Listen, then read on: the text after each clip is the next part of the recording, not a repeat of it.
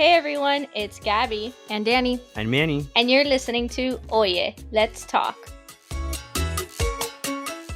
Hey everyone, we're here to talk about the infamous the media. I say this with air quotes. You can't see me, but you've all heard the phrase. And more specifically about news, because news is part of the media, but for some reason, everyone just uses the vague term. So from websites to TV, we're going to give you a lowdown on how it works, why it works the way it does, tips to make sure you're getting the news you need to know about, and how to trust the source. And then we're going to wrap it up with some fun hot takes, which I know y'all want to stick around for. And we're credible, I swear.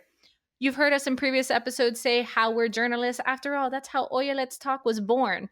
And we are journalists in different capacities in our professional careers. I, for instance, like to think of myself as a fancy writer because I am both a producer and a web producer. So I write a lot of different ways, see a lot of words, spell check a lot of things.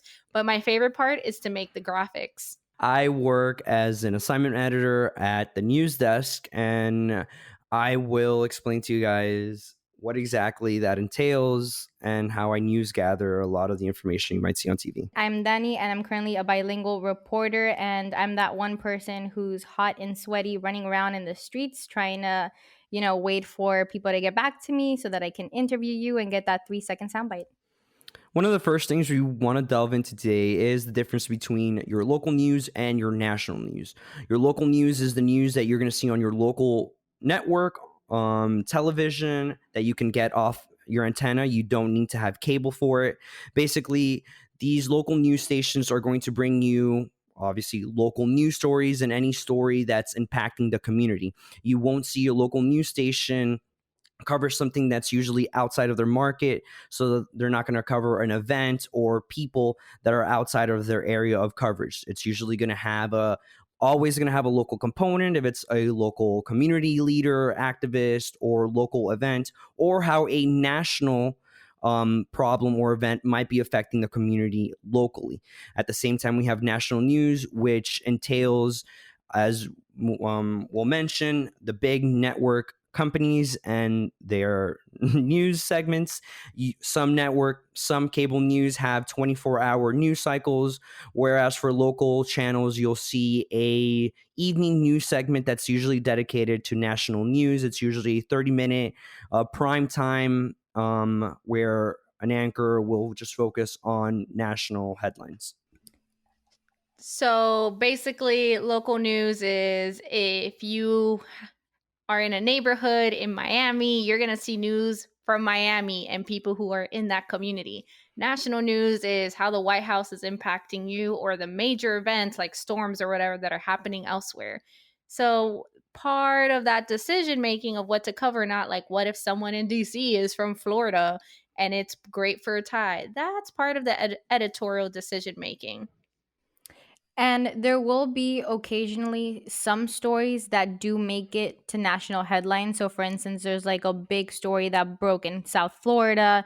An alligator ate a child, for example. Horrible scenario, but you have that story. And so, oh my God, it becomes this big story. And obviously, the network wants it, and other smaller markets want it as well. So, it becomes a big national story. As Gabby briefly mentioned, there's a lot of decision making when it comes to editorial.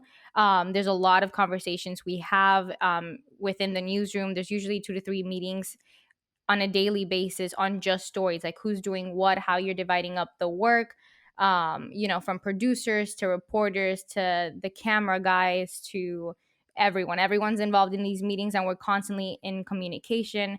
What exactly is the new story, how it's impacting the average citizen, why it matters, not what the company has to say. We get a lot of emails from different, PR groups trying to sell, basically what they do, right? And, if they ranked number 1 in some sort of listing and they want that publicity, we obviously are very much aware of these types of scenarios because they happen all too often, and we obviously strive away from that.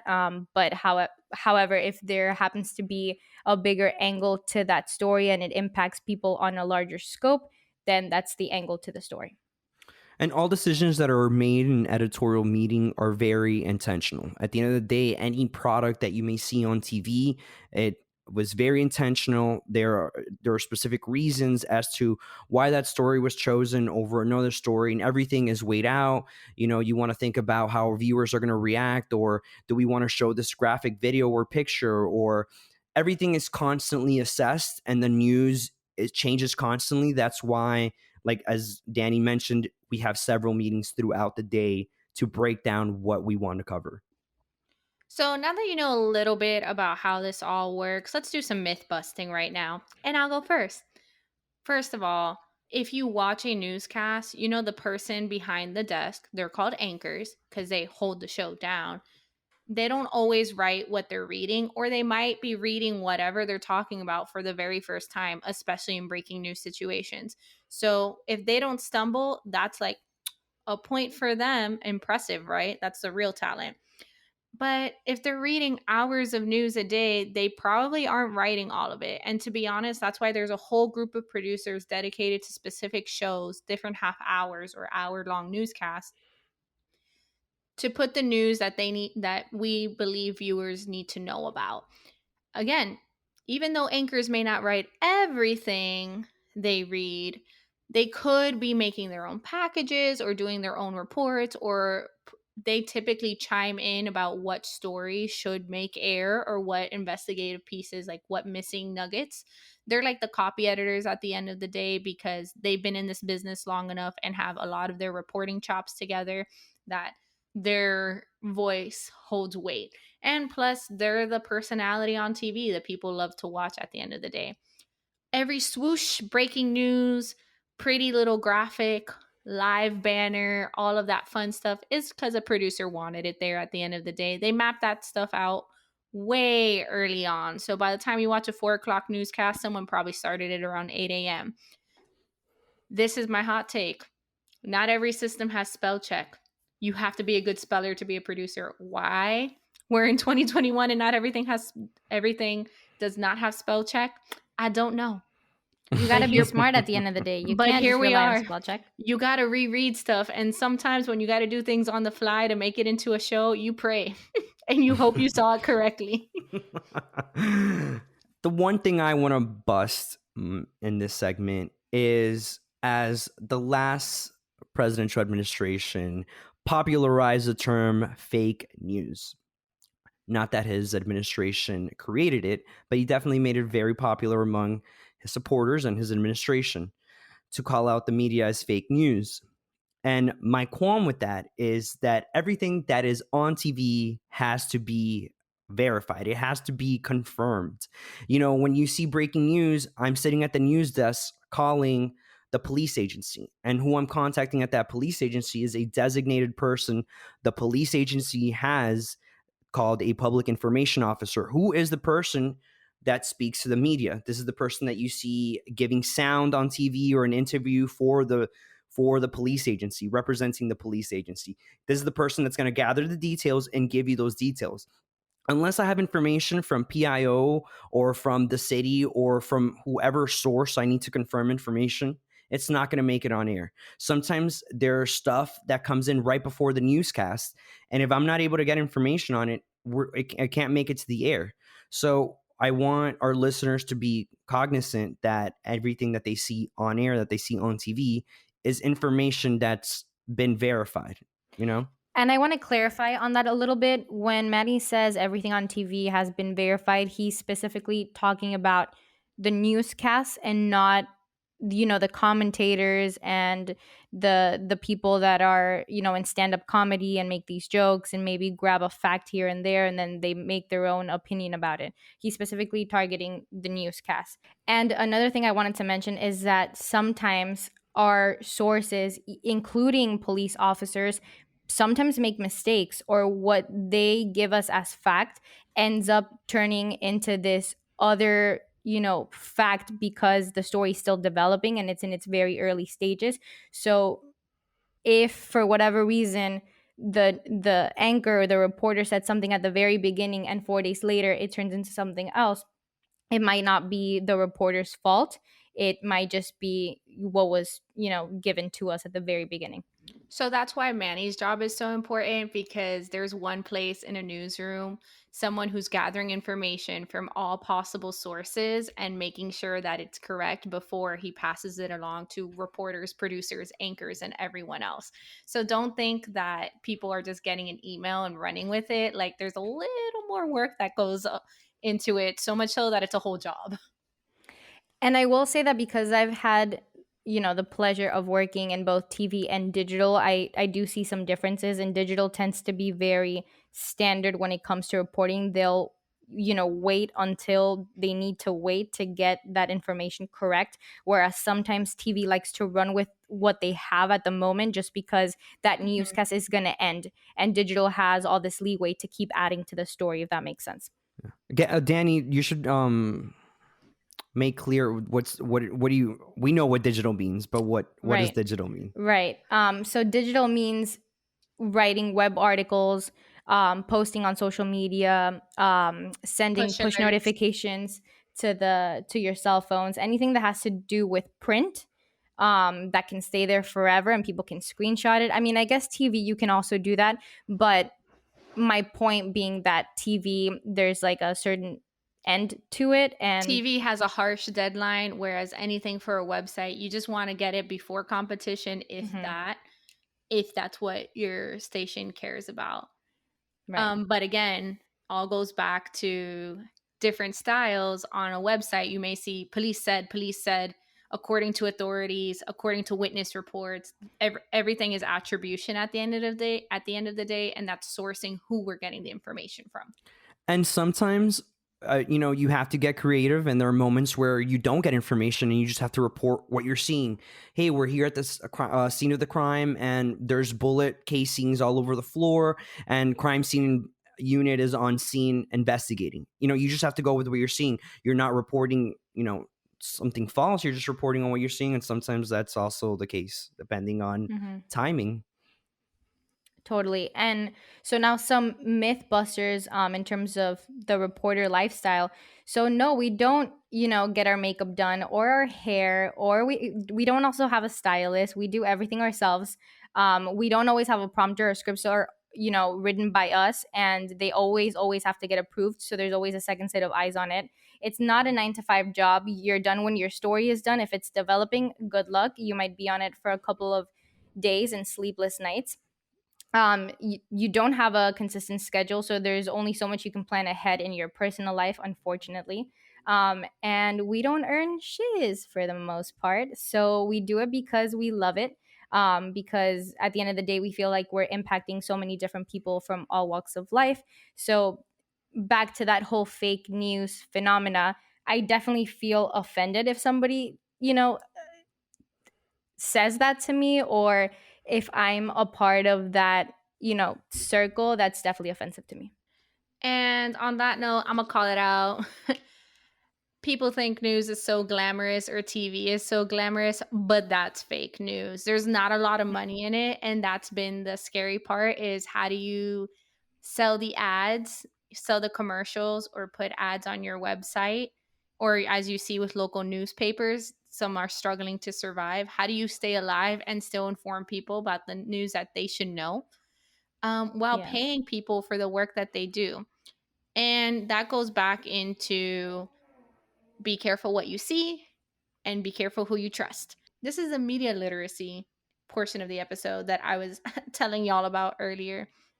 So, media literacy is basically the ability to see different types of media and understand the messages they're trying to send. So, knowing when a comedian who may be showing you news clips is making a joke versus watching news clips and when to take it seriously, or when you're reading a comic that's satire versus a comic that's trying to educate. There's a little bit that's all types of media, and news falls into that in a way. And I want to point out that in networks that have 24-hour cycles, for some portions they are reporting news and laying out the facts, but most of the show is them having guests, and most of the time you're just hearing commentary, you're hearing opinions. And I think it's very important when you are watching those type of shows that you can discern between, hey, these are the facts of the events, and oh, this is person A's opinion on this. This is person's B opinion on it, and it's your job as person C to take those people's opinions and the facts and create your own opinions. Yeah, and those opinions will definitely be one sided. It'll be very obvious. And at the same time, if you see a TV personality, I don't want to say anchor, but like the person that mediates as a host, and they're taking a side because they're commentators, or what Manny said, stand up comedians or comedians, um, they're not journalists. You just because they're talking about news does not make them journalists. At the end of the day, they are in the editorial section, and they do have a right to lean one side or another, because at the end of the day they're there to give their opinions on certain facts. So they'll give certain facts here and there, but it'll be kind of taken out of context. So I can understand how it could be difficult for someone who isn't in the news business and how to differentiate that. So I don't know, Gabby, do you have some tips and tricks on that? Yeah, so there's commentators, right? Like we see them on CNN or Fox, someone who has had a profession in either politics or maybe owns an oil rig, or someone who's like a business expert, etc.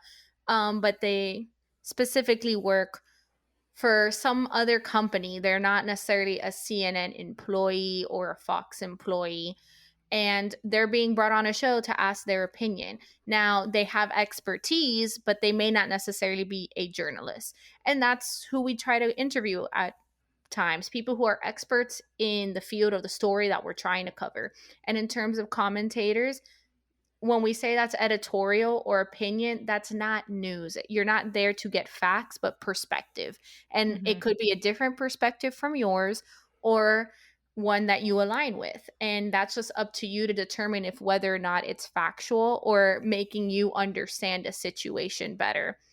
I can't think of an example off the top of my head, I but can. So Rachel Maddow, for example, my mom always says, "Oh my God, she's a fantastic journalist." And while she may be great at what she does, in her professional field, I she's not a journalist. Maybe she studied journalism and maybe she used to be a reporter. However, once you cross that line and you do take a side and you begin to comment on anything, whether it's Republican or Democratic, and you can talk about it interchangeably, but once you take a certain side, you can never go back. And I think that's what a lot of people don't understand. So she is not a journalist, she's not a reporter, she's not an anchor, she is a host of her own editorial show. And I want our listeners to understand that difference, in that editorial show to what you may see on your local newscast. Because I know when anytime there's a story to be told, we're always we're always sure that everything is balanced and that both sides of the story are told, especially when it comes to politics. If there was recently there was a Supreme Court decision on something, and we asked both of our local elected leaders on both sides of the aisles what their commentary was. And at the end of the day, they may decide not to respond or not, but you, as a journalist, did your job in reaching out to them and even reporting, hey, we reached out to so and so's office. They didn't want to give us a comment, and that's also fair. But at the end of the day, you're trying to make that piece as balanced as possible and not be biased, as Danny said, because you, at the end of the day, you want to be that journalist and not that commentator. so I want to talk about that for a second. Understanding bias. So we all hear there's two sides to every story. There's also the truth. There's also how people may feel about one side versus another and where their thoughts align. So, two sides to every story doesn't necessarily mean a balanced story, because at the end of the day, you only have so much time to tell a story on TV. As we mentioned earlier, deadlines. They're monsters, I can tell you. But for instance, the sky is blue. If 50 people say the sky is blue, but only 20 say it's green, and you have one soundbite of someone saying that it's green and another soundbite of someone saying it's blue, if you put the two sound bites together, it sounds like the opinion's 50-50. But the reality is the sky is blue, people. We all see it. But you told both sides to the story. You brought balance by letting each person speak their piece. but you're really silencing the 49 other people that also believe the sky is blue versus the 19 other people that think it's green. So that's something to consider. If you see multiple sound bites or you hear a reporter add more context, it may not be that they're leaning one way or another. It just could be to help balance the story. They're trying to tell both sides but add more perspective to it. A great example is that there's a few news outlets that are reporting on climate change, which for whatever reason is a very controversial topic. The two sides to climate change is it exists or it doesn't. Some news outlets are saying we're not going to recognize the other side because science shows it. Here's a quote by a director from MIT. Basically, they're studying climate change and it's their science center. His name is Boyce Renzenberger. He says balanced coverage of science does not mean giving equal weight to both sides of an argument. It means apportioning weight according to the balance of evidence. And that's kind of what news does too, making sure that the facts align and that you're giving balanced stories, telling all sides as much as possible, but making sure you're speaking the view of the community or the issue to what's correct and what aligns with the facts presented. And that's so true. I think that was so eloquently put together. I think that at the end of the day, as journalists, we want to give a voice to the voiceless, but we also don't want to give a microphone to people that are just spewing quote unquote random stuff, right? Like it needs to be fact checked, like who are the expertise on the subject. And I think that's where there's a lot of criticism for whatever reason, especially during election season or when there's a controversial topic. Unpopular opinion here, I do think that there isn't always two sides to a story. I think it depends. Is it a controversial topic, or are we talking about, beautiful elephants running in the wild? Where is the other side? I'm just telling you and showing you that there are elephants running in the wild. It definitely, I think, depends on the story itself. And I think we may all agree on this. We see as journalists that being an obstacle in covering these very polarized and partisan politics that we've seen over the last 2 decades. Like how do we approach this? Make it balanced, but at the same time not give a microphone to the bad ideas like racism or white supremacy, or even we had an episode on this podcast where we discussed topics of um women's rights, and we made an editorial position to go with it because we thought it would be more of a learning moment, even though we didn't want to give a microphone to those people. And it's also putting disclaimers even when you don't believe it may need one. It's just keeping in mind other people. So, for instance, if you got a disclaimer about a video, but they felt, or the news organization felt that it was worth seeing, like the George Floyd video that went viral, a lot of people saw it unblurred before it got national attention. And now some don't show the video, or if they show it, some of it is blurred or it's stopped at a certain point. Now there's a disclaimer with a lot of the video that you're seeing aired, and those decisions change over time. It's not censorship per se, but it's deciding what's the news value after you already know what you're going to see. Going back to the disclaimer point, we've had a few during our podcast, and like the episode Manny mentioned, because we never clarified anything within our conversation that we felt to be safe. Let's clarify stuff from the beginning just in case anyone could be hurt or triggered by a topic. And that goes with news. Covering Pulse, it's a huge story in my market, and we never show video from the Pulse nightclub shooting where 49 people's their lives were taken, not lost. And that's the hard part, right? Is making sure that it's still important to tell this story, but how we tell it. And there's people still struggling. They lost loved ones, or they're a survivor. Is it worth hurting them just to tell another story to bring up pain again? And I hope everyone understands that these disclaimers, although you may see them for 1 or 2 seconds, they are at least a 5-minute conversation. Hmm. Yeah, and I think at the end of the day, we really, really try to be very mindful for the most part, because at the end of the day, like Gabby said, these are real human beings whose lives are being affected, and it could very well be the worst day in someone's life, and we're there covering it. So we really try to be very sensitive with it when approaching people, families, when showing bodies, if we show bodies. And we'll get a lot of criticism too, well, why did CNN show it and then Fox didn't? Well, there were they it was their decision to put it out there, and if you feel comfortable sharing that video, go ahead. I'm sure you will find it on Twitter, on Facebook. And even though it is out there, and that's a good point, that it's going to be out there anyway. When it comes to TV, and there's kids involved, where if you're at in during lunch or in dinner and your kids are walking by, I don't want my 5-year-old to see a shooting and have nightmares for the rest of his life. So that's stuff that we very much keep in mind as well. So now that you kind of know, we've busted some myths. We taught you how to be more media literate and to understand the messages that you're receiving and from what outlets. We're here to help you to gain more understanding with tips and tricks. First thing you do, if you're scrolling on the Twitter, the Facebook, or on a local news website, which I highly encourage you to do, check the date of the story, understand when it was published, understand the context within the time. If you're reading a tweet that may have been a screenshot of a tweet and that tweet was from 2016, it probably isn't too relevant nowadays.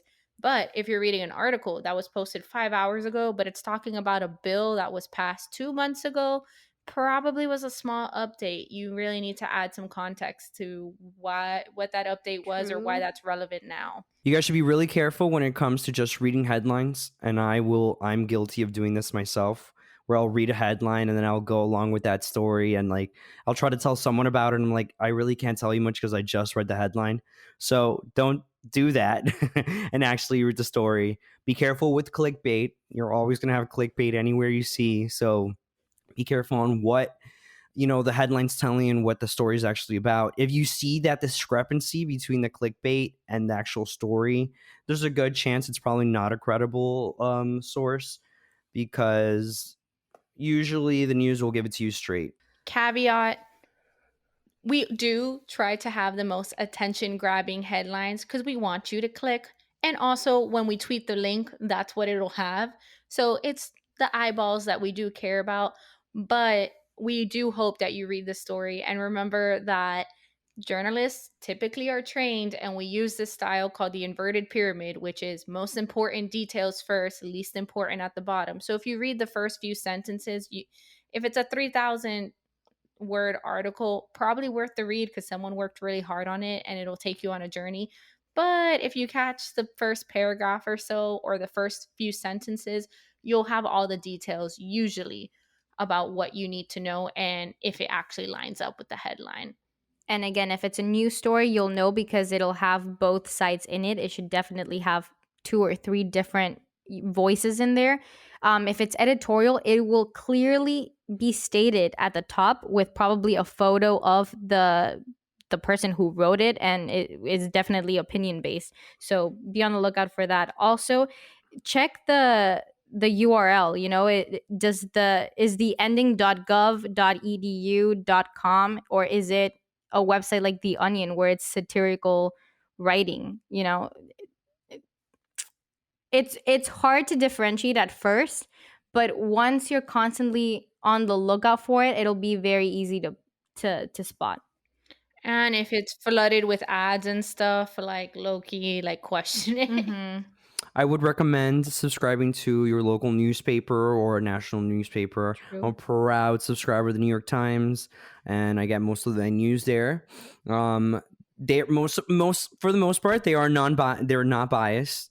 Though they do tend to lean liberal. They do have left leaning tendencies. Mhm. But it's still a But good it is one source of the of most credible information. ones, yes. Yeah. If you feel like it's biased, the one thing I can say about the New York Times is that they do the research and they produce some of those bombshell reports that everybody talks about the next day. So it's up Mm-hmm. to you. So that leads me to our final topic. If you made it with us this far, you're going to hear us talk about the best parts of our job, some may argue. We're talking about hot takes. That was total sarcasm. See, media literacy. You should have picked up on that. Um, there's this thing called the media. I mentioned it before. There's a difference between the media and press, right, Danny? Jesus Christ. Don't get me started. So, guys, I just, again, I feel like when Manny briefly touched upon it, that, it sort of started with the Trump presidency. Um, I think media is like a derogatory term now because it wasn't before. Like, I think it was used interchangeably, and somehow in recent years it's become like this thing, like this negative, like, cloud almost, and it saddens me. And so I personally don't like to be associated with being in media. I prefer press because I feel like it sounds like more of a noble profession. I don't know if you guys feel the same.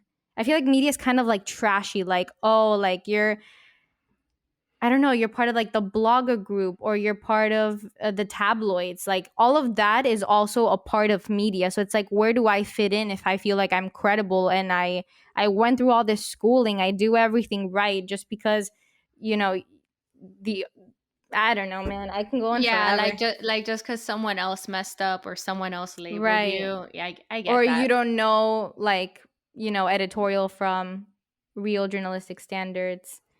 It's tough. I I'm not upset about being under the umbrella term media. I just hate that people don't know the difference. Like when people say, "Oh, the media," and I'm like, "Oh, cuz you heard the media reported this." Right. Who's the media? Did you watch it on the news? Did you see it on Twitter? Did Because you if it's go the Mm, on media, El Google? right. And because there's like, also this thing called confirmation bias, where you look up what you want to look up, and the first thing that sounds remotely to, your point, you feasible, click it yeah. and you're like, see? And it's like, no, did you read the other 20 articles that say it's not like that? Clearly, we struck a chord with Danny. But no, I go on, I Danny. feel I've never been offended by being called the media. I think on the contrary, I'm proud to be part of the media because I play such an important part in the community and in our society. Unfortunately, yes, I agree with Danny that the word has been diluted because people's perception of what some media has become. Unfortunately, it's kind of like a little bit of bad apples makes everyone look bad, because there is media out there, and I'm using air quotes on media, and you're kind of like, wow, this is degrading journalism because this is not what you should be doing. So yeah, it kind of sucks when other people are kind of like smearing your profession and what you stand for, but I think it's the good people that are gonna try to change it for everybody. If that sounds corny. Hmm. I love the corniness though. I Yeah, it think it makes makes sense. a lot of sense. No, absolutely. The more media literate people we have in this world, the easier it's going to be able to decipher. And you know what? I'm just glad to stop hearing fake news. I heard it for so long, and I used to be Manny's role, picking up the phone, people yelling at us, calling us fake news all the time. Like, if that's one hot take that I have, it's that journalists already deal with a bunch of BS. It is not a comfy profession at all. It is very, very much, I would say, chismosa profession. If you're a chismosa, like, journalism is for you because you're going to know everything all the time and hook it up. It's But definitely tiring sometimes, as much as it is rewarding, and I love what I do, and I think I will continue doing this for years to come. At least that's my position now. It does get very tiring, it does get very draining. At the end of the day, we are human too, and I think people forget that we're not robots. Like, we have feelings too, and if there's a mass shooting, and there, you really think about what's happening in the world, and we're constantly bombarded with all these negative stories. Yeah, it definitely can get to us, and it's okay for us to take, a step back, and then come back to it. and we don't need the grannies calling in saying that someone looks fat on TV, or they didn't like someone's outfit, or they didn't Someone's like not how paying they attention to talk. the real story. It's like, fam, come on. Like, they have so much, many other things to worry about. And that's what you're Priorities. doing with your day. Right. I mean, guys, it really does grind my gears though. Like the whole media versus press thing, that's not bothering, but the fake news thing is really bothersome. Like because we all know how much work we put into putting credible information to our community, and for someone to be like, no, that's fake. It's like, what? I had literally just spent hours, And in 1 second, they just discredited all your work. yeah, and Yeah. that is painful. It's Like upsetting. that is very upsetting, because it's like, no, like I put so much work into this. Yeah, there is definitely fake news out there. There's BS Mhm. news who's brainwashing people, who is very one-sided, who is very editorialized. And it's always been this way. It's just that in recent years, for some reason, people, I don't know if they've noticed it more, or they just sort of associated all types of It's news, social media, media, press. man. Yeah, social media for sure. No, guys, I think it's been a combination of things. And I think our Mhm. previous president was a big factor in that, Mhm. because he was He was an instigator. he was a person of power, going on television using his pulpit to say these word fake news. It wasn't a slow-mo or a homeless Mhm. man Mhm. or the police. No, it was the president of the free country saying the words fake news. So it's a person of power, someone in position, And literally. he also censored all the press. Like, it didn't matter if Yeah. you were conservative Yeah, or he didn't liberal, want and to that was talk to something that has people. never happened before. Like, Right. Right. having press conferences and not having the press be a part of it. How does Right. that work? Right. So I think, yeah, like it's all this obviously has been a buildup, and you can see even a trend with, networks being bought out, by corporations, and, these networks all of a sudden like shifting into a profit market. Obviously all these are little variables, but I think the last president was a big factor into the culture that we see now and the media. So we're here to fight that culture. There a lot has changed in terms of media, whether it's social media, people who like to comment on air quote the media, or people who don't understand the media that they're consuming. But that's why this episode exists, because we want to give you some sort of understanding about how news works, how it plays a role in this media term umbrella, and how to spot fake news when you see it. So don't be afraid to be like, oh yeah, let me go Google that and click a few links, not just one or two, to make sure that you're fighting fake news with us. And don't get your news on WhatsApp. Excellent disclaimer.